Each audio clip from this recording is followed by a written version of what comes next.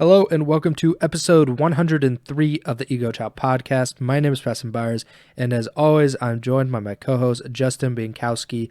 And on today's episode, we have the first roster change of the CDL season. We have the first retirement of the CDL season that I'm aware of.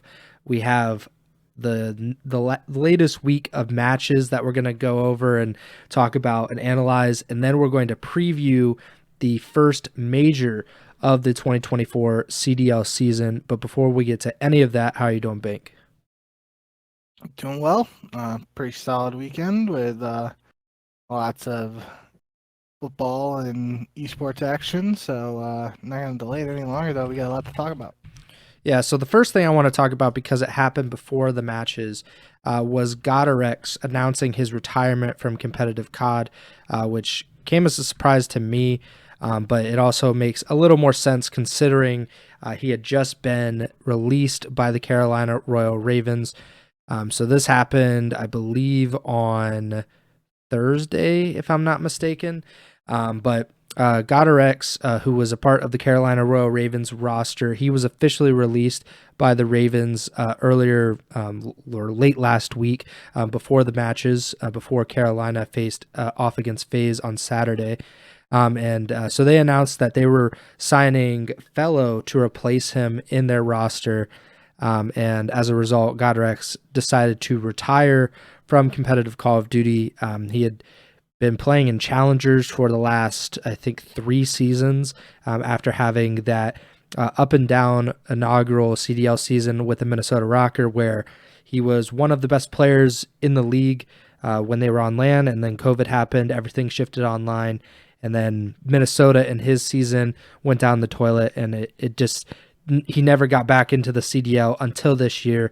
And unfortunately, he only got to play 5 matches in the CDL this season before ultimately being released and retiring.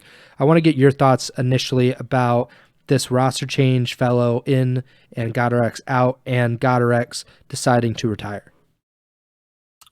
Yeah, very disappointing for me personally that he's decided to retire. Anybody who's listened to the podcast, historically and more recently, even the last few episodes, knows how much I was hyping him up, how excited I was to have him back in the league, all that good stuff.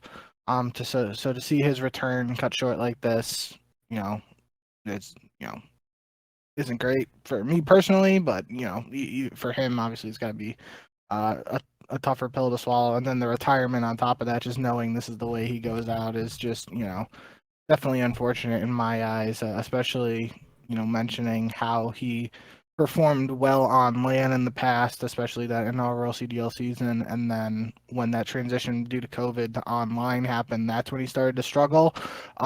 So one thing we're never gonna know now is like if his struggles this year were just online related again, but then on LAN he was able to step up. We won't get to see that happen. So definitely unfortunate situation, but wishing him the best, hoping him the best in whatever he does going forward. Will be interesting to see how this works out for Carolina now. But yeah, definitely a surprise for me. I guess really not necessarily the biggest surprise that Carolina decided to make a roster move based on everything that's gone down. Definitely surprising it happened like middle of the first set of online matches in my eyes, and then the retirement factor is just definitely what wasn't expecting that. Like even if somebody like Clay got dropped, just for the sake of an example, I would be just as surprised if he like got dropped and then retired immediately after that roster move right now. So definitely a little bit of a unique one, but it is the first roster move of the season. Neither of us had that. We just went back and looked for our early predictions, so we didn't get that one right. But yeah, good luck, GodRx. Definitely was hoping to see a little bit more out of you this year, but it is the way things happen. So good luck, and we'll have to see how Carolina responds. Yeah, he put out a little statement on Twitter, said, "Keeping it short but sweet, I will be retiring from competitive Call of Duty. I've had a hell of a career, but one door closes, another one opens. I'm forever grateful for everyone I've met and the experiences I've had, and I don't regret a single thing. Thank you, everyone." So that does kind of lead you to believe, at least in my opinion, that he has some kind of fallback plan. Maybe he will stay connected to the Call of Duty League or the COD scene in general. Hopefully that is the case. Obviously, we love to see the guys that, despite retiring from actually competing, that they stick around, that they have some connection, and that's always a pretty cool thing. But yeah, like you said, it sucks that he only got 5 matches this season, and so like his CDL career, if you're just containing it to the Call of Duty League, it has been a really weird, unnatural career, right? To have that first season in 2020 where they were, I think, in the top 4 in the standings at the time of the COVID pandemic, essentially stopping the league from doing LAN events and then going completely online. And then they just could never find that groove online. And I think part of it is that GodRx has historically not shown to be a very good online player. That's really unfortunate. And then it took him 3 years, 3 full seasons in Challengers to get back to the CDL. Got a shot with Carolina, but it obviously was not much of a shot. They go 1-4 in their first 5 matches, and they only win 3 maps in those 5 matches, which was the 3 maps that they needed to beat Vegas before the break. So to get swept in 4 of the 5 series, that's obviously really, really bad. And it's not surprising that a team in that circumstance usually would make a roster change, but like you said, to do it 5 matches in before you even get to the first major, that's a surprise to me. But with how many qualifying matches there are in this season, the bump up from 5 to 7 this season compared to last year, I can see that why you would do that. Online is a much bigger part of the season for the CDL, at least this year, and that probably played into the decision making process for Carolina to make this move. Speaking of that move, it is Fellow who was with the Dallas Empire in, I think, 21, if I'm not mistaken. I think he replaced Hook when they made that roster change. And then he obviously was with the Florida Mutineers last year at the end of the season, and they ended up not retaining him going into this coming season, if I'm not mistaken. So Fellow obviously has a ton of experience in professional COD and the CDL. He's a very good player. I don't know how much he really moves the needle necessarily in terms of making them into a top 8 team. Of course, we're going to get into their matches, and we see that wasn't the case immediately, even though there was signs of improvement. But I want to get your thoughts on that. What do you think is the ceiling now? Because we kind of saw what the floor could be with this, the first iteration of the Carolina roster.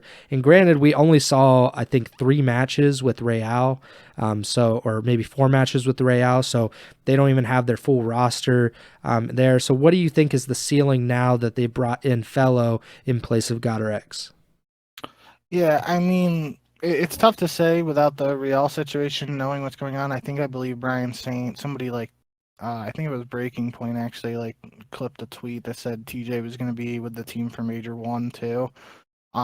So it's interesting to talk about this roster because we don't know how long Real is going to be out. If kind of like we were talking about before we even knew TJ was coming in, but we knew about the visa situation for Real, right? It's like, somebody could come in and play very well and just take Real's spot from him. So we don't know what the circumstances are there, but for someone like me, the insertion of TJ and Fellow, just regardless of who they're replacing, unless it's, other known S&D stars, those 2 guys are guys who came up in that S&D era. I know Fizzerb was one of my favorite players, and Fellow was one of those guys who kind of, came up in that circle alongside him back then.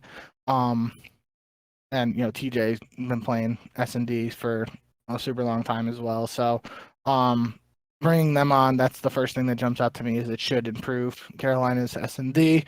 Fellow also played alongside Clay on the United days. I think it would have been in World War II. He came in for Silly, I think. Was it Clay, Fellow, Arces, and Pristini?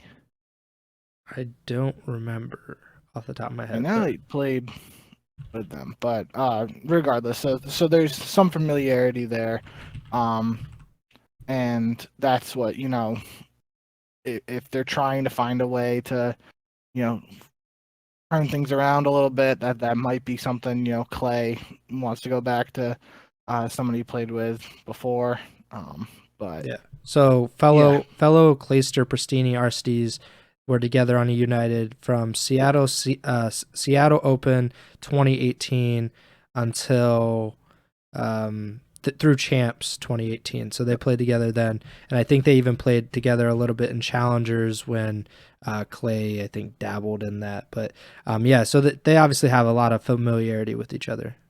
yep. That's all really.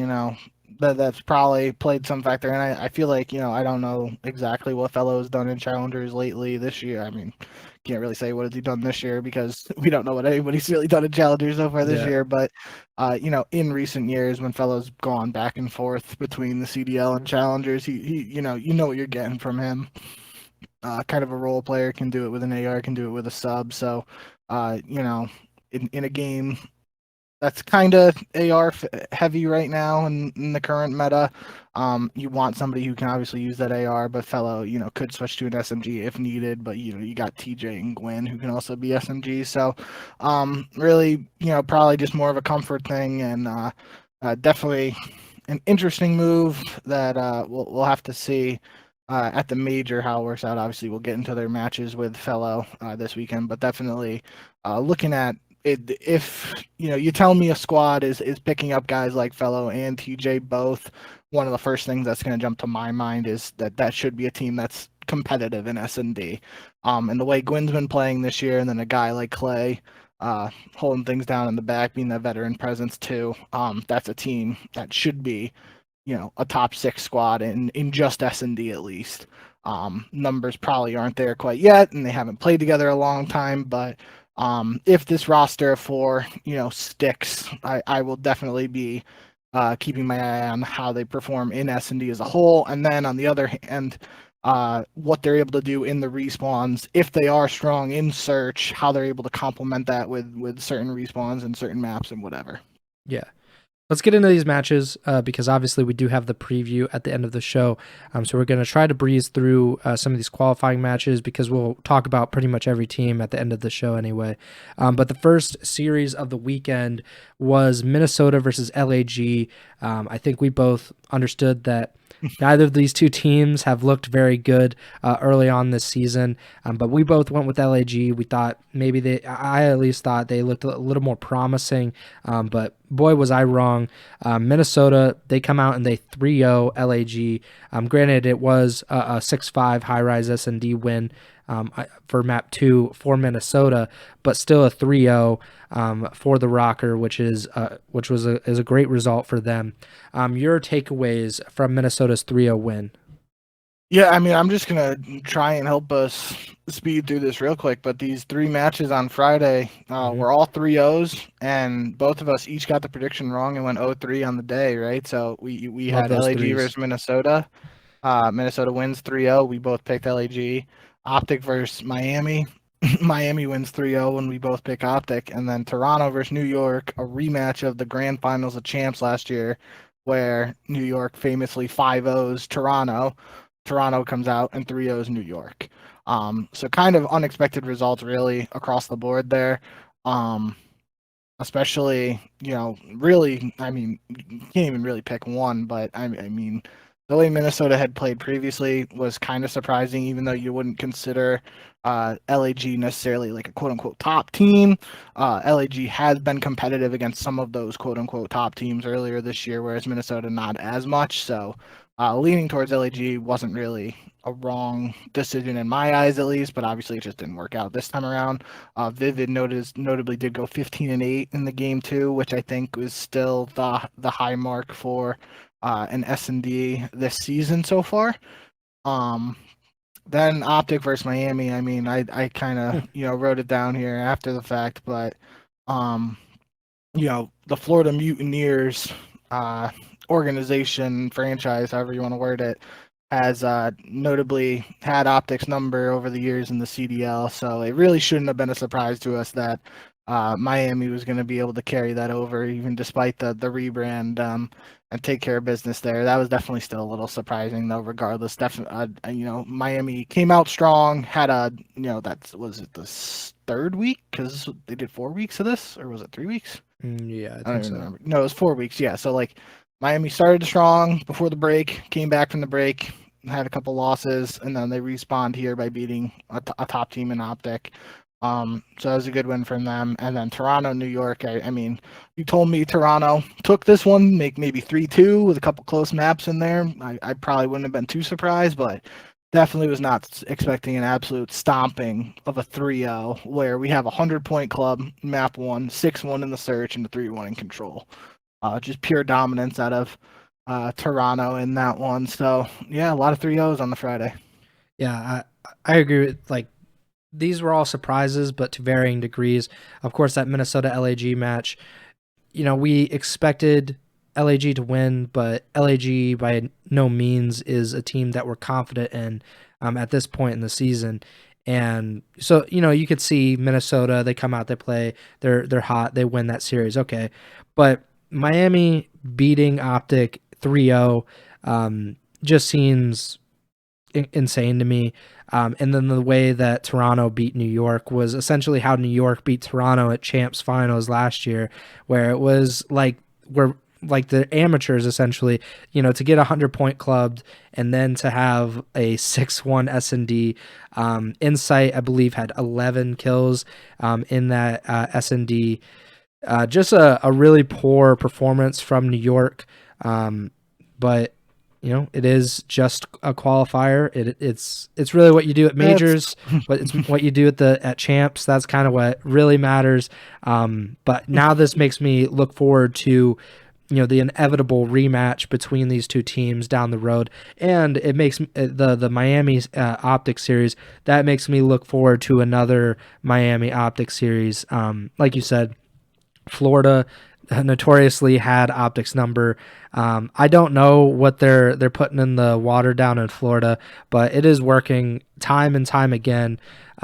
Usually, we're used to OpTic having the number of FaZe, and we'll get to that later in the show.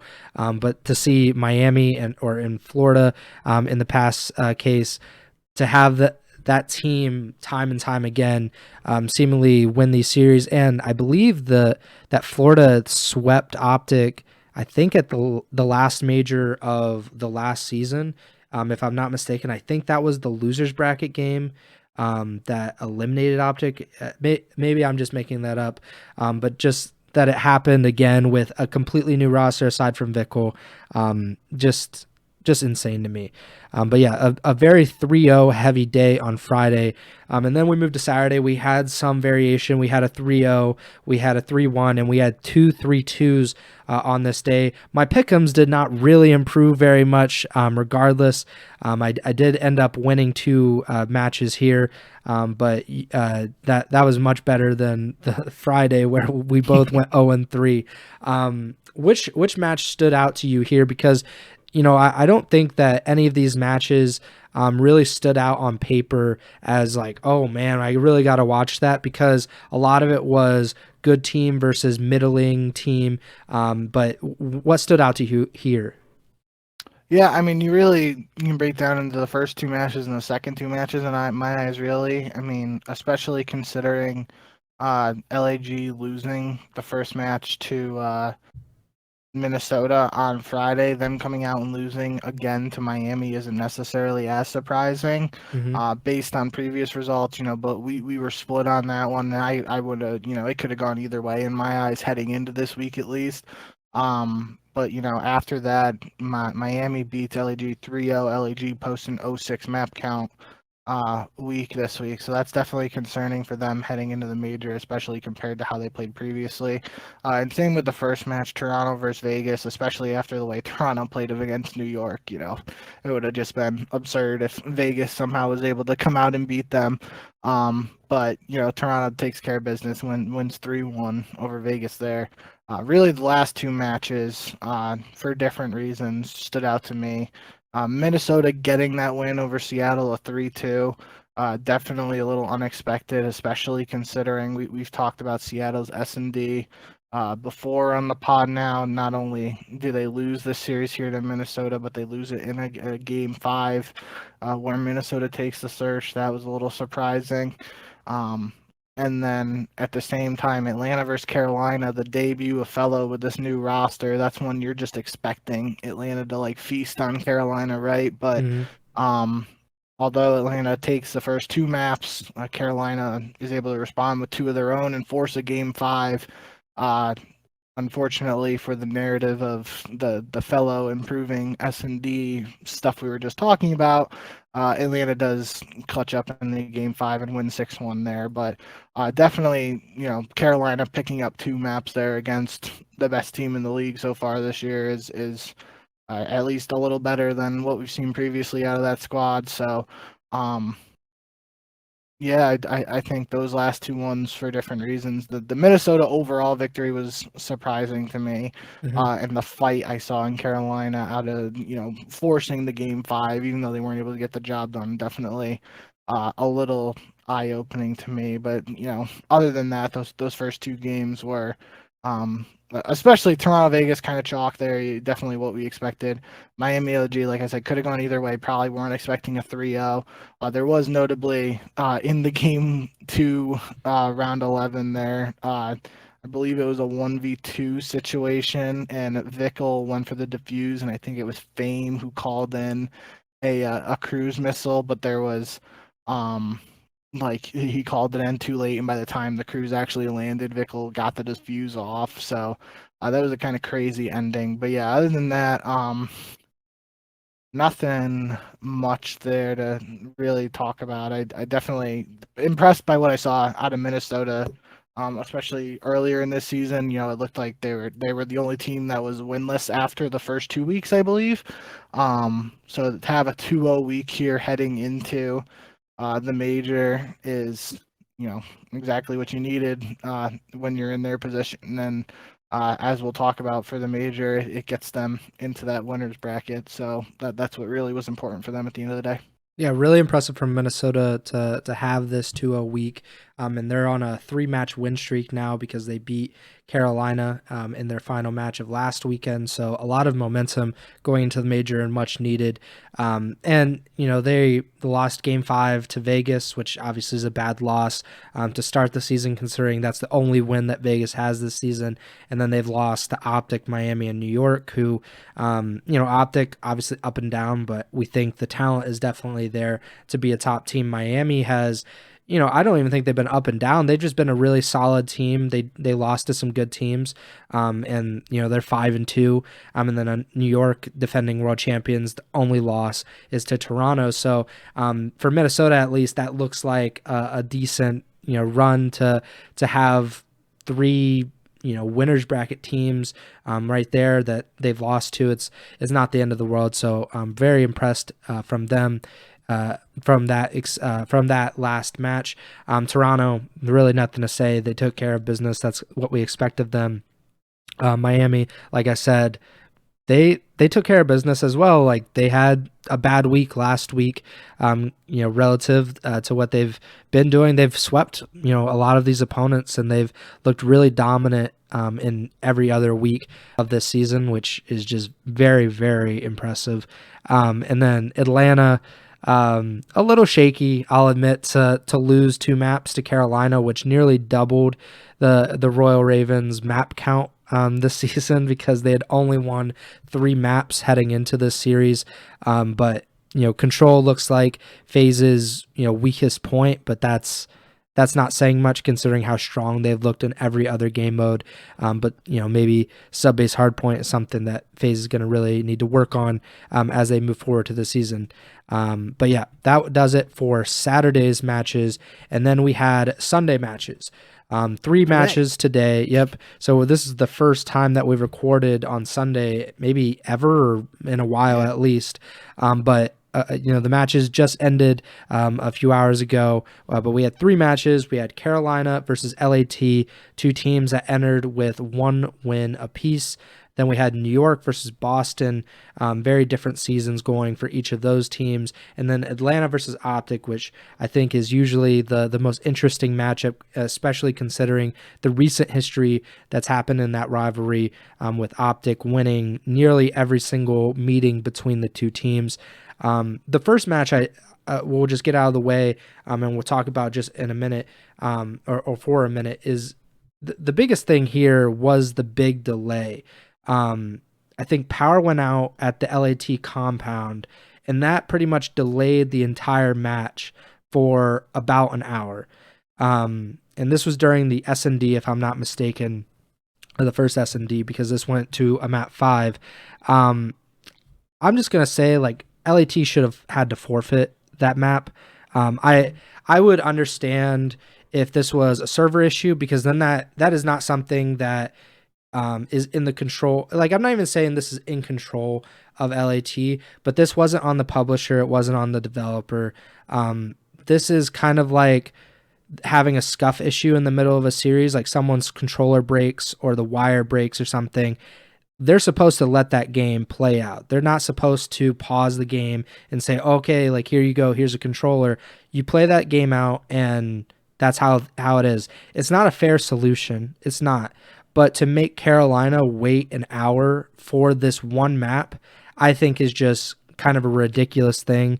Maybe if you have a time limit, you say, okay, LAT's power went out. We'll give them 10 minutes. We'll give them 15 minutes.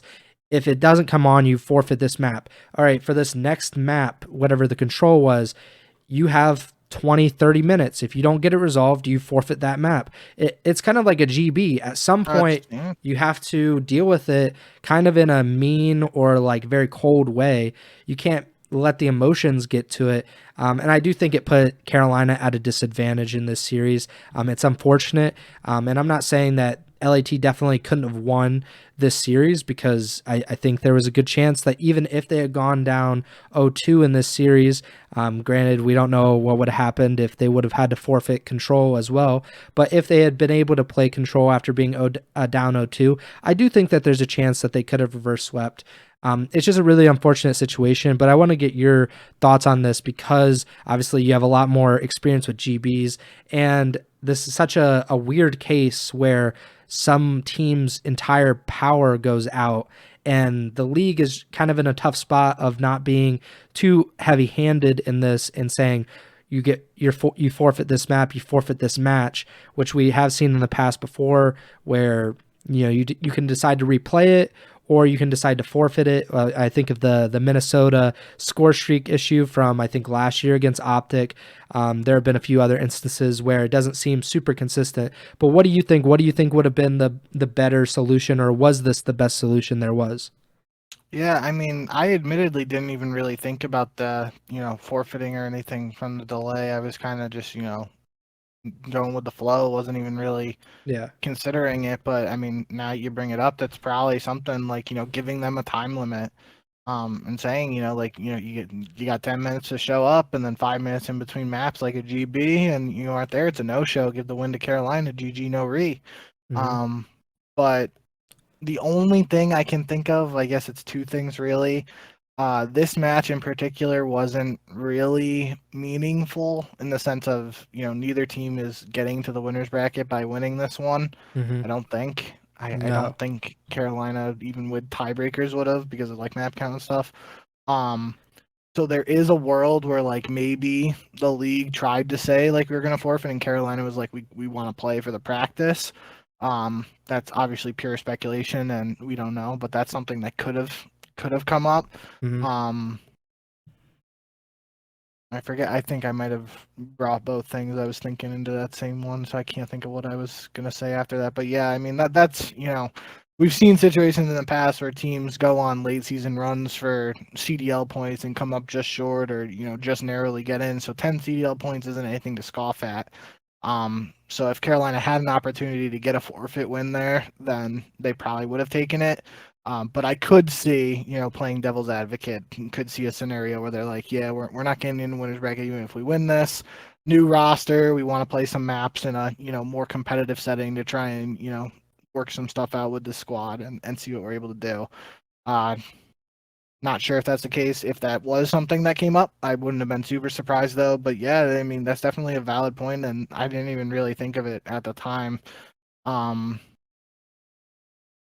but I feel like you mentioning inconsistent rulings across the board definitely feels like that's just something, there really wasn't a good precedent for this of, power going out in an entire team's facility. Like if Hmm. one player had lost power or whatever for a team that wasn't playing all together in the same spot, you would have a substitute come in and just fill in for them. But like literally the entire team playing from the same location lost power. And I think I didn't have this. I had the stream muted during that match, but it looked like in the post match interview, like Cammy was potentially at his apartment or something. So maybe like that was the scenario. Like they were playing from the facility, and then they ended up just going back to their own places to play afterwards, and that's what caused the delay. I don't know, but obviously a lot of speculation and what I was just saying there. But end of the day, yeah, you can definitely make the argument that uh, LAT should have been forfeited, but um, I don't think either team, just based on where they currently are heading into the major, is gonna um, be too upset with the fact they got to play all 5 maps here and get a little bit more practice. Yeah. Obviously, Carolina's probably upset just they had to wait and all that stuff. The only thing, again, playing devil's advocate here, don't think it's a advantage or anything like that, but just for lack of a better term, the only quote unquote advantage Carolina has in this scenario where LAT literally doesn't have power and players are potentially like traveling back to their um you know, I was gonna say hotel, their apartments or whatever, to play. Carolina is able to, they still have power, so they're staying hot, Yeah. playing and stuff. So it's not like they were like totally frozen or anything. Obviously, yeah, you're ramped up for the match. You gotta, cool off for a little bit, and you don't know how long. You can only shoot so many bots, and you only play so many 2v2s or whatnot between yourselves. Um, but it wasn't like a server thing where like both Hmm. teams weren't able to play or anything like that. Obviously, just something you don't want to happen, and it's a situation you hope doesn't come up again this year. But it did. Got to roll with the punches. Just another thing to add on to Carolina's series of unfortunate events this year. Um, but like I said, at the end of the day, both these teams are in the losers bracket at the start of Major One here, so they're already got their backs against the wall heading into the big one, and they're gonna have to put in some work over these next couple days before heading to Boston. Yep, definitely. The only difference I think it could make is which winners bracket teams they would each play. Had Carolina won, because then Carolina would be 2-5, LAT at 1-6. So maybe that'll change things. Either way, both starting in the losers bracket, like you said, and they're gonna have to, really, really show up in Boston to make any kind of difference. Next match of the day was New York versus Boston. This became a lot more interesting of a matchup after the New York loss to Toronto, considering how badly the Subliners were beaten in that series. I was really just wondering how they would respond, if they were going to be able to kind of avoid a really, really bad week to end the qualifiers and to go into the major. They did end up salvaging a win, getting a victory to go into Boston against Boston, but it definitely was not an easy victory for the Subliners. Boston won map 1. New York responded with a map 2 win, and then Boston went up 2-1 in this series, but they weren't able to close it out, losing Hardpoint and S&D. So the Subliners finished the qualifiers at 6-1, to Boston at 2-5, which is a pretty disappointing start to their season. And they will start in the losers bracket of their own major, which is not exactly what you would want to do that at all. Anything stand out to you in this series after New York had that really disastrous 0-3 against Toronto? Yeah, I mean these maps were close. Hmm. I saw some, back and forth about potentially stair glitching by Slasher Yeah. and some GAs, all that stuff. But all that aside, we've seen some, flashes from Boston, right? Like Boston beat Toronto earlier in the set of qualifiers, and they're hanging in here with some of these tough teams, but they're just not quite able to get the end result. And even in their win, what would have been their big win where Snoopy just popped off. Um, I can't think of it off the top of my I think it head. was against Miami. That might be right. Last Sunday, maybe. Sounds right. Um, but regardless, I mean, yeah, like we've seen flashes from this team of what they're capable of. Um, Obviously, not an ideal situation for them. Their home major starting in the losers bracket because there's a potential, right? They only show up and play one match and then they're done. Um, but yeah, I mean, this squad, you know what guys like Slasher and Priest are capable of, especially on land. And we've seen some good things out of Capsidal when he's been in the CDL over the last couple of years now. And even Snoopy, just in that brief time we saw him on land at Champs last year, he had some highlight reel moments as well. So, um, definitely potential from the squad. Going to be interesting to see how the bracket breaks out to see who they could play in the losers bracket, because if a team like Minnesota or LAG is like the squad that drops down to Boston, like I could see Boston winning that one and maybe get heating up a little bit, going on a run. Um, but yeah, interesting. They were able to push it here to a game 5 for well, I guess technically Boston was up 2-1. Was this the one? Yeah, so New York had a 2-0 lead in the control, then Boston won 3 straight rounds, and in the losing effort, Sib set the record for most kills in a match this year so far at 44, which based on the way a lot of these hardpoint maps, well, I wasn't going to bring it up this episode because it's something we'll talk about after the major, but essentially, ranked play went live this week with the season 1 reloaded update, and almost all of the hardpoint hills in the game for the CDL maps are now changed. So definitely going to have some good stuff to talk about after this major, but obviously they're playing on the patch before all this stuff, so the pros don't have to worry about that just yet. But as it stands, a 5 round game of control might be the best way to post a ton of numbers, especially if it's rounds like these ones were coming down to kills. So like mass engagements, it might be tough to see 44 kills be broken unless some of these new spawns and new hills increase the pace of play a little bit on certain maps. But definitely an impressive performance out of Sib, especially in a loss. But yeah, and then the one round that stood out to me was in the game 5, round 10, last round of the match. Snoopy falls off the map in round 10 there, so it makes it a 3v4 for New York. Priesta and Slasher go down, putting Capsidal in a 1v4, and then Capsidal gets 3 kills. And Skies is able to trade him on the 4th one, but he literally almost had a 1v4 in round 10 after a teammate fell off the map to force a round 11. So that was just a nutty series. It kind of can, obviously Boston doesn't get the end result they're looking for, but that like kind of dynamic of back and forthness shows like what this match was capable of, and it was a pretty good one. It was definitely entertaining. And one thing I didn't even really think about last time, and I noted it here, was this was the first time we see Priesta play against his team that he won champs with last year. Revenge match narrative fails in this case, but definitely an interesting one. Yeah, definitely. He had a pretty. I was looking up Snoopy's stats while you were talking, and he's had some really big series in the 2 wins that they had. He dropped a 1.4 against Toronto, and he dropped I think it was a 1.26 against Miami. He had 31 in the game to close it out against Miami, and he was pretty much unstoppable against Toronto in that entire series. I think he dropped 32 in the opening hardpoint and had 9 kills in the S&D. So he's really proven himself to be a very talented player. Whether they can get that all together, like his talent and the experience of the other guys, and kind of push that into a consistent winning culture, that remains to be seen. But should be very interesting to see how Boston can compete once they get to their hometown and play in front of their own fans at the major and try to make a very impressive run through the losers bracket.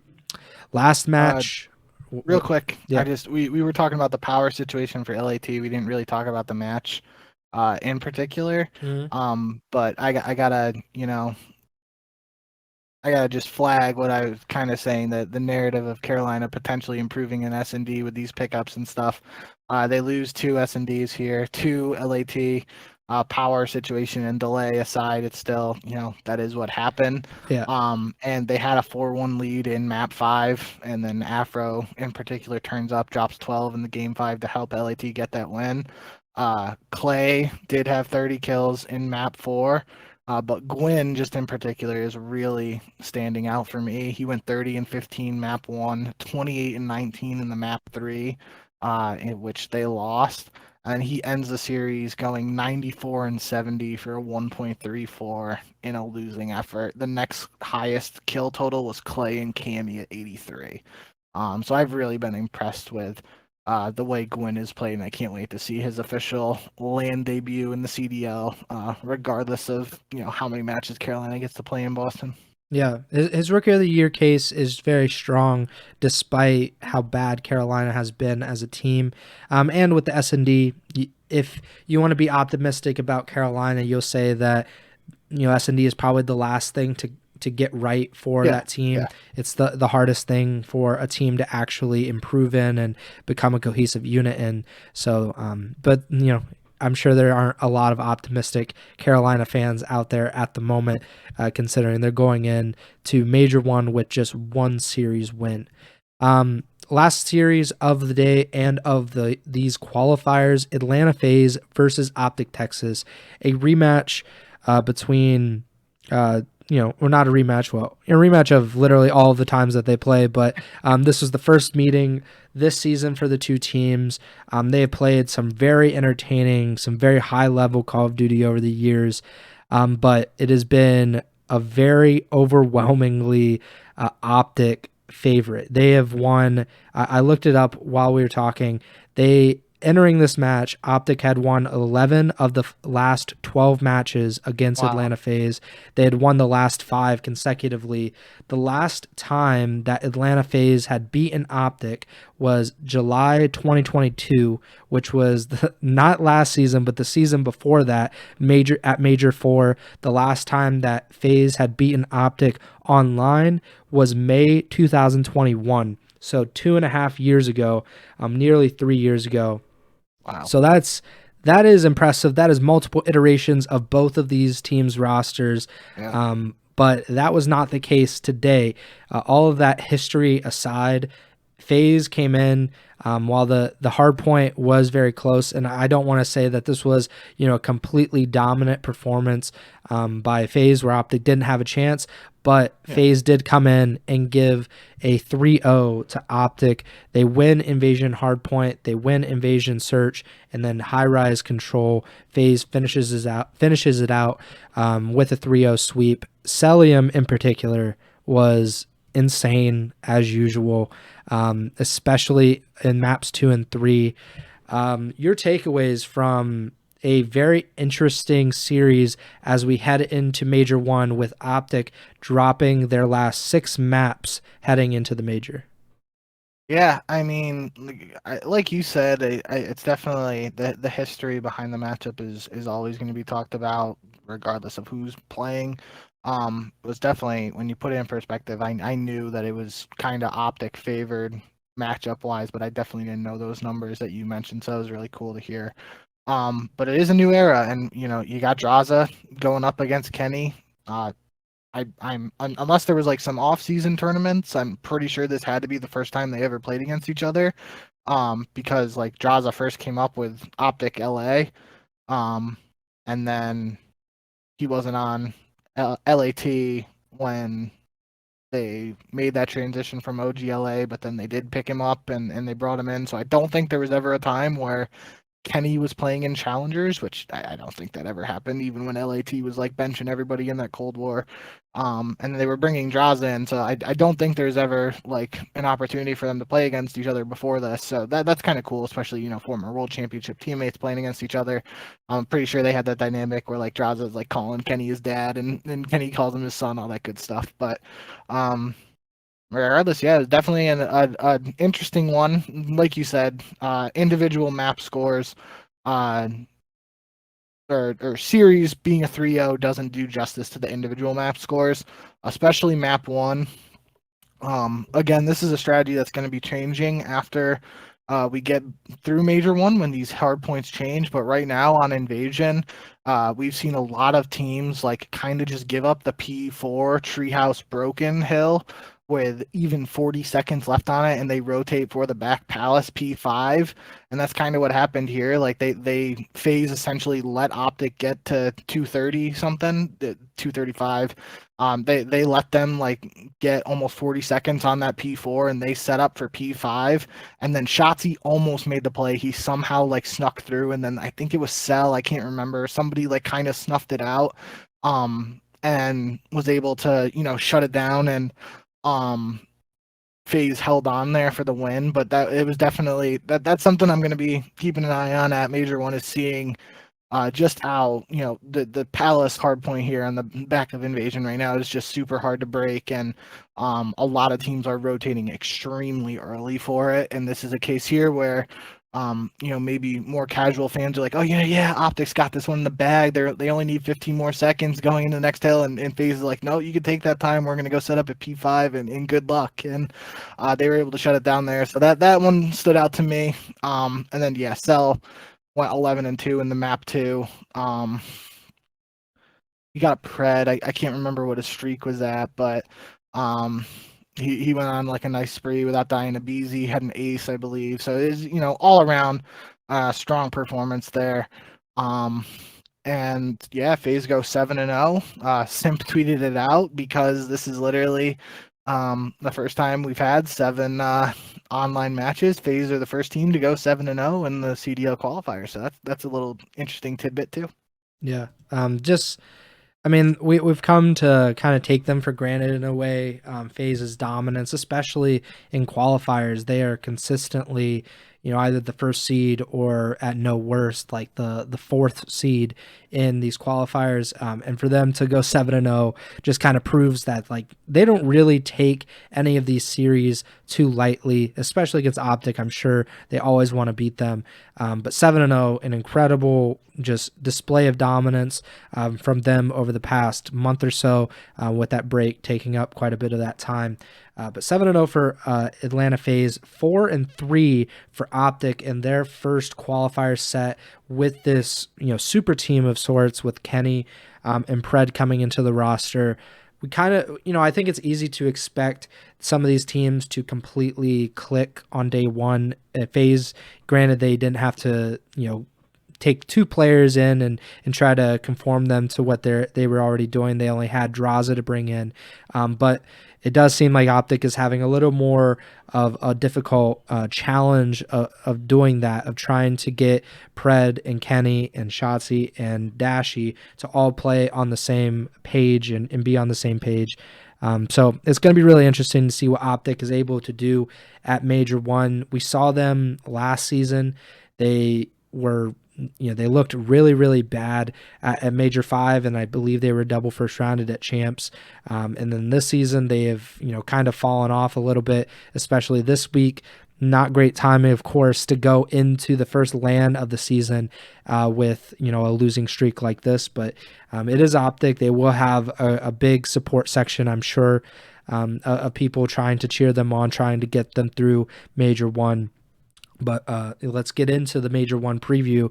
I'm going to bring up the bracket on the screen. But is there a winner's bracket match that you're most looking forward to that you really want to talk about first?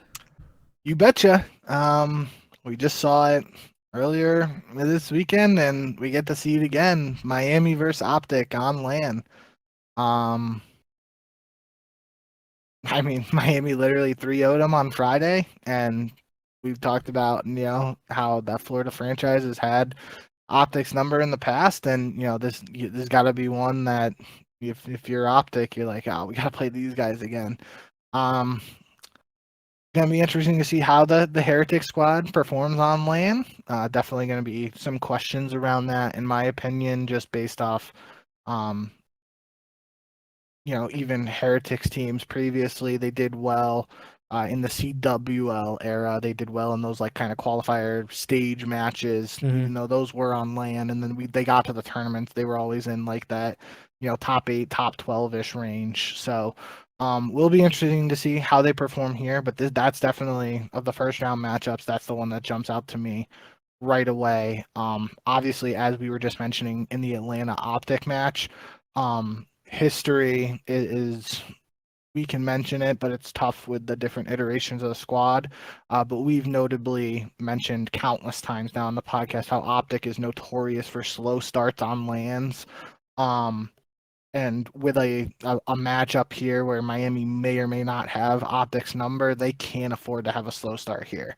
Now, like I was just saying, you don't know how this new OpTic lineup is, if they're going to have that, quote unquote, notoriety of a slow start squad or whatever, because it's literally half of a different squad than even some of those other teams. And even before that, it's really like a dynasty thing many years ago, more so than any of the later squads. But it's got to be an interesting one. The benefit, again, playing devil's advocate here, because they just squared off, they have the VOD to review of their matches. They can maybe go over the veto process, say like, I didn't really like how we played on this map against Miami. Let's just get it out of there for this one on land and switch up the map set a little bit. But yeah, that's the one to me that jumps out right away. Other than that, I mean, FaZe LAG, even though LAG has been playing well up until this week, they did have an 0-6 week just like OpTic this week. So not really expecting much out of them, and FaZe just looks so strong. It would be extremely wild if LAG gets a first round knockout here. But then, we're setting up potentially a FaZe OpTic rematch if OpTic are able to get over the hurdle that is Miami Heretics. Then they're potentially looking at playing another team that just 3-0'd them literally hours ago.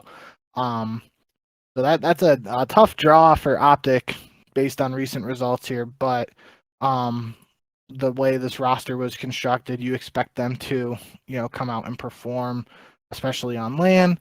And if they're going to be a championship contending team, they're going to have to beat good teams anyway. So they're going to be tested right out of the gates here, and it will be interesting to see how they perform. Yeah, I was looking while you were talking at what kind of the breakdown is in terms of game modes for both of these teams, what they're the most successful in. Right now, Miami has been very consistent across each game mode. There's not one that just jumps out of like, holy crap. Like maybe you could say that about their control. I believe they're 5-1, or they can't be 5-1. So I think they're 6-1 in control so far this season, which is, I'm sure, one of the best in the league, if not the best. In OpTic, I mean, really, it's more the other way, that they are, not like the worst in anything, but they are also not incredibly impressive in any singular game mode. Hardpoint would probably be their most impressive. I believe they're 7-4 so far through those 7 matches, which is not bad by any means, but it's not so good that it can overcome any deficiencies that they have that they've displayed so far. Granted, we're only a few weeks into the season. We had, 2 weeks before the break. We've had 2 weeks since the break. So really there hasn't been a lot of like consistency from any team in terms of how many matches they've been playing on a regular basis. I still am concerned, though, that OpTic has not shown some kind of dominance or some kind of overwhelming majority or strength in any game mode so far. 7-4 in hardpoint isn't going to be enough if you're 50-50 or worse in S&D, or 50-50 or worse in control. Looking at their stats right now, they are 4-3 in control, so a little bit over 50%. And S&D, they are 3-6, which is, we always talk about S&D wins championships. it's going to come into play. You can't consistently do that. Even FaZe, I can't remember if it was last year or 2 years ago, but they were lacking in Search and Destroy. It was by far their weakest game mode, and that came back to bite them. It always does. You can't have that big of a deficiency in any single game mode. So maybe OpTic will be able to figure that out, and maybe it'll be against Miami, and then they would probably have a very tough matchup against Atlanta FaZe if that last series of the qualifiers is any indication. Yeah. And just again, I feel like I'm playing devil's advocate to a lot here, but I want to show, both sides of the coin. With the different teams, but again, we only have so much to go on. LAT last year with Kenny notably had some slow starts at the majors, and then literally at Boston last year, they lost first round, went on that crazy losers bracket run to get to finals, where they lost to FaZe. So even in a world where OpTic does drop this first one to Miami, it wouldn't be out of the realms of possibilities for OpTic to heat up in that losers bracket. But I'm just like you said, I think it's going to be interesting to see how they come out of the gate here at this event. And it's definitely a tough draw for them no matter what. But based on the talent they have, I still expect them to make a run for top 4, I feel like, at this event. Yeah. The other match that I'm really interested in, and it wasn't something that was even on my radar before this, but it's Minnesota versus New York, because Minnesota has this 3-match winning streak. Granted, it's not against like the world beaters or anything, or even the world champions in this case, but Minnesota has looked a lot better over the past week or two. New York, who knows what happened against Toronto? If that happens again, it's very possible that the Rocker could sneak by and get a series win. I'm not saying it's very likely. I do think that New York is the favorite. They have the advantage, especially being world champions. They have, Hydra is one of, if not the best player in the world. I think so highly of Kismet, and the rest of the roster is incredibly strong. But if they come out flat like they did against the Ultra, Minnesota has a really good chance of getting that upset. It's just going to come down to Minnesota literally doing everything that they did over the past week or two, and that's winning S&D. That's coming up clutch when they need it. But obviously this is a big step up from their last 2 matches. In the case of the Rocker, because their 3 wins are against Carolina, LAG, and Seattle. So again, not exactly world beater. Seattle is a winners bracket team, but Carolina and LAG. LAG is in the winners bracket, but that's because of a tiebreaker. They were a 2-win team to get into the winners bracket. So it's just really not an impressive resume. But again, wins are wins, especially in the CDL. This iteration of the CDL with how much talent there is throughout the league. So Minnesota, kind of a dark horse for an upset at least. I don't know if you had any thoughts on NYSL versus Minnesota, that series. Yeah, I mean, I think you brought some good points up. It's still a match I expect New York to come out definitely. and win. But it's gonna be interesting. I mean, all these teams, first time on LAN, with new squads and some iteration. How is online play going to translate to LAN? All those questions need to be answered by all these teams, even by a team like New York that 3/4 of the squad literally won the World Championship last year. But yeah, I definitely think for these other 2 matches we haven't really talked about, I think New York should take care of business against the Rocker. Toronto should take care of business against the Surge. But yeah. Yeah. And Toronto and Seattle, I think that's interesting just because how dominant Toronto was against the Surge in their first matchup of the season. That was the series that Seattle was 6-0'd in Search. But I think Seattle has to come to the realization that they can't play Karachi S&D. They've lost 3 S&D maps this season. All 3 have been on Karachi. So that might be something that the coaching staff are like, yeah, we don't really need to play that anymore. That was the map that they played Toronto on, and that was a 3-0 for the Ultra. They had a pretty dominant hard point win and a 3-2 control win. So maybe that series will be a little bit different if Seattle is more strategic, and they obviously have had more time and more more matches to understand what their map pool is, especially against a team like Toronto. So that could be a little bit more interesting of a match. I don't know anything to really say about Atlanta versus LAG. Only thing is that LAG have been kind of inconsistent, and maybe they will be hot for that one match against FaZe.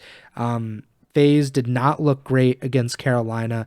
LAG, in my opinion, is better than Carolina. Maybe not this specific roster for the Ravens. I don't know, but it's not out of the realm of possibility that LAG are able to push this to a map 5. It's kind of a stretch to say that they'll win. Of course, anything is possible. I think we already know that, but I can't. I think it's super, super unlikely that LAG are able to beat FaZe. I don't know if there's any kind of optimism that you can really give other than LAG might be able to push it to a game 5 if you're an LAG fan. Let's talk about these losers bracket teams. Obviously, we don't know the winners or the teams from the winners bracket who they will be playing. Because we don't know the results. I believe the way it is, right, is like Toronto, Seattle. The loser plays LAT, if I'm not mistaken. I have no idea. So either way, LAT, they have looked pretty bad so far this season. Of course, they did win their last match of the qualifiers against Carolina. Weird circumstances, to say the least. 2-5 heading in. I think they would struggle against most teams in the winners bracket. They lost to LAG in the qualifiers. I don't really think that there's an easy matchup for them to get to the second round. I do think they have a lot of potential.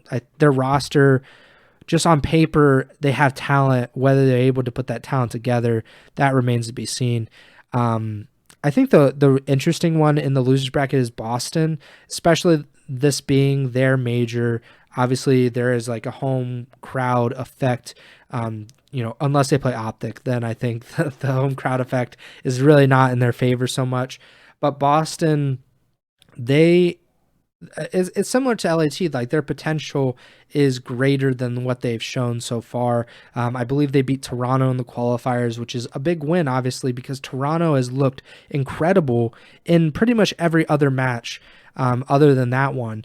And the breach, I think, obviously there's the talent aspect of Snoopy, who seems like he's kind of on the verge of a breakout. And then you have Slasher and Priesta, 2 world champions, Capsule, who is still a young player kind of coming into his own. There's just a lot of potential there.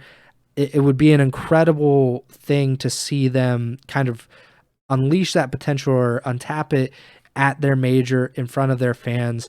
That's going to be a difficult ask, though, to go from losers bracket round 1 all the way through.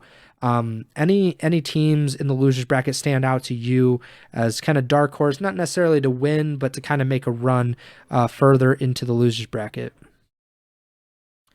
Yeah, I feel like I gotta lean on Boston. I'd like to say Carolina, but new squad.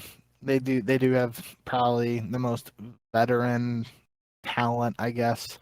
Because even Boston, like really Priesta and Slasher, when you look at like true vets, now you got Carolina with Clay, TJ, and Fellow. So yeah, that's maybe Carolina. Again, it depends on the matchups shaking up, because Yeah. I think no matter which team of these 4 has to play OpTic or Miami for that matter, in the first round, that team is probably losing to the loser of that match. Yeah. The other 3, you can maybe make an argument based on the matchups and stuff for who's going to be there. But yeah, I'm leaning towards Boston, especially, they got the home crowd behind them. Just wouldn't be great if they, only got to play 1 match there and, maybe create some magic in Boston. Should be a good atmosphere, but yeah, I'm not expecting any of these 4 teams to go on any like runs to top 4 or Sunday for that matter. Mhm. But of these 4, I could probably see Boston going the furthest. I'd probably go Boston, Carolina, LAT, Vegas in terms of ranking them out of the 4 for what I see them going. But again, that's dependent on matchups and all that good stuff. Let's go through our winners bracket picks real quick, and then let's give our champions and our final picks. So starting at the top of the bracket, FaZe versus LAG. Who do you have? I'm going to go FaZe. Yeah, I think that's the obvious pick. Heretics versus OpTic. I think that is a very, very interesting matchup. I'm going to go with Heretics because we just saw them beat OpTic, and maybe that Florida Mutineers curse, so to speak, for OpTic is still lingering. Do you agree? I think our other picks are going to be the same. So to avoid us having all the same picks, I'm going to go with OpTic here. But that's probably the safer choice, to be honest, because I'm really excited for this one no matter what. I think it's going to be a good one, and it should be the most the matchup of these 4 that could really go either way in my eyes. It's going to be the most stressful matchup for the Green Wall for sure. Toronto Ultra versus Seattle Surge. I got to go with the Ultra. I'm interested to see what Seattle is able to bring. If Illy has 2 strong S&Ds, I think they're able to really win this series because I think he's really kind of the key, especially in Search. But I'm going to go with the Ultra. Me too. Last winners bracket is New York versus Minnesota. As much as I gave Minnesota fans some optimism heading into this, I can't pick against the Subliners at this point. So NYSL, I'm going to go with. Yep, I'm going New York too. All right, so that is the winners bracket. We're not going to do the whole. If this is your first preview show that you've watched or listened to, and I'm sure there's maybe a few out there because of the new season, but we don't do the whole bracket. We don't try to predict the entire tournament from the get-go. We give our predictions for that first winners bracket round 1, those 4 matches, and then we're going to give our winners and then a potential dark horse or something, or we'll try to also pick MVP just for the fun of it. It's not like there's really anything riding on it. So is there a team that you're looking at as the winners, the champions of Major 1? Yeah, I mean, if you're going to let me go first, I'm going to say FaZe. Literally, FaZe hoisted the trophy last year at Boston, 7-0 in the Major 1 qualifiers. Don't see any reason yet why I would pick against them. But obviously, I think the other contenders really are New York, Toronto, and OpTic in no particular order. If that's the top 4 heading into Sunday, FaZe, OpTic, Toronto, Subliners in no particular order, I definitely wouldn't be surprised. Yeah, so I think FaZe is the best choice. I'm sure they are like the betting favorite if you're into that sort of thing. 7-0, they are consistently. I don't know when the last time they've finished outside the top 4 at a major. I'm sure it hasn't happened very much at all, if ever, in the CDL. So I think FaZe is definitely the safest option. I'm going to go with the Ultra. They have looked really strong since that 1 loss to Boston. They are 9-1 in hardpoint this season. They are 5-2 in control. The one relative weakness is Search. They're 4-3 this year. Kind of an even split across the board in terms of what they're losing on. They've won 2 maps on Karachi, 2 on Skid Row. So maybe if they're able to get 1 or certainly both of those maps in a series, although I find that to be pretty unlikely, maybe they could take a series off of anyone in the league. So I'm going to go with Toronto, but I do agree with you that FaZe, Toronto, New York, and OpTic definitely seem like it's pretty much what we've been saying this entire season, that those are the 4 strongest teams on paper. Of course, these games are not played on paper. They're played on LAN, and OpTic has to overcome the Miami, Florida kind of voodoo that they've been cooking up. FaZe and OpTic might have to play each other in winners round 2. Toronto and New York are likely to play each other in winners round 2, and who knows what happens after that, because if each of these teams were to win in winners round 1, and those are that's a stacked winners semis, FaZe versus OpTic, Toronto versus New York, and granted that just we've seen it before where teams, they might lose in the winners bracket semis, they might lose in the winners bracket finals. They're still able to win the major or win a championship. I believe New York lost to Toronto in the winners finals of champs last year, ended up coming back in the grand finals and 5-0ing them. So obviously there is a big advantage to not having to play through the losers bracket, but we've seen it before where teams kind of find their rhythm, get into a groove in the losers bracket, and it's kind of anybody's game at that point. Are there any other teams outside of those top four that you want to pick as your dark horse to win the major? Obviously, we had LAG 2 years ago, winning Major 2. Granted, that was pretty much the only highlight of that entire season for the Gorillas. I don't foresee that happening, but who knows? They did make a gigantic run through the losers bracket. So any team outside that top four that you're thinking as a dark horse champion? I mean, I feel like the easiest answer would be Miami, but looking at the breakdown again of the bracket, they would have to go through the gauntlet of OpTic and FaZe to get to winners finals, then likely play Toronto or New York to even get to the finals. So that's a little tough. So I feel like a true dark horse would be either Surge or Rocker if they're able to pull off an upset on that lower side of the bracket. They have a little bit of an easier run there, I guess, but I mean it's tough either way. So yeah, I guess I'll go Miami. I don't really feel good about picking any team in particular, and I don't even really feel good about considering Miami a dark horse because I really feel like they're literally like number 5 in my eyes, and I don't really think that's like true quote unquote dark horse. Yeah. For content purposes, I'll go with Boston. Home tourney starting in loser bracket. They go on a nutty run. That'd be a cool narrative.